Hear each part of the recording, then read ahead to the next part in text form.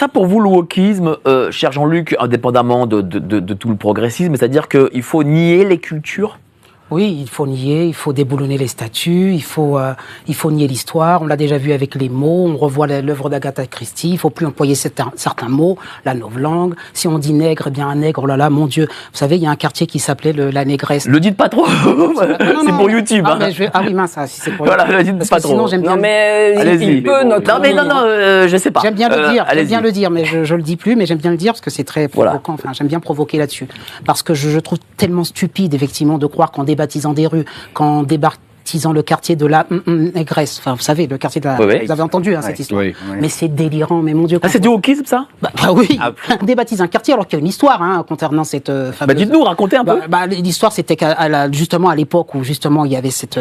entre guillemets, c'est pas... Nous, on n'a jamais eu en France, vous le savez bien, on n'a jamais eu l'apartheid en France. Même on n'a jamais eu...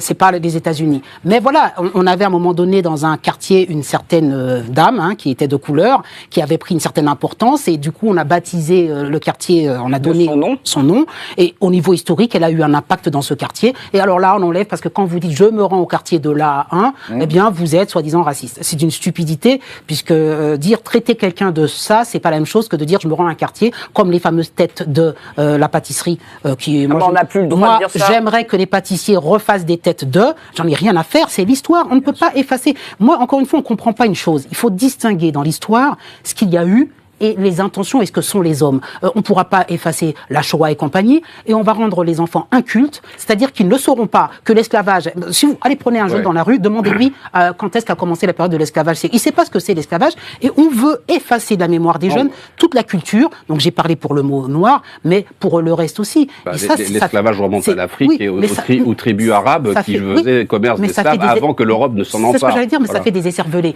Tout le monde pense que la traite des Noirs...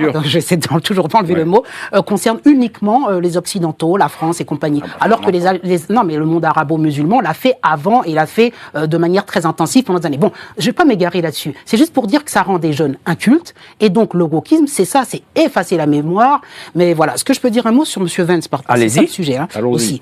Non, vous vouliez dire quelque chose peut-être, non? Non, allez-y, finissez, continuez. Non, mais parce que vous m'avez interrogé sur le wokisme. C'est terrible, effacer la mémoire, déboulonner tout ça. Vraiment, ça rend des incultes, mais heureusement, comme vous l'avez dit, on va remettre les choses redonner la mémoire. Mais surtout, je rappelle qu'en France, nous, on a résisté dès le début. Voilà.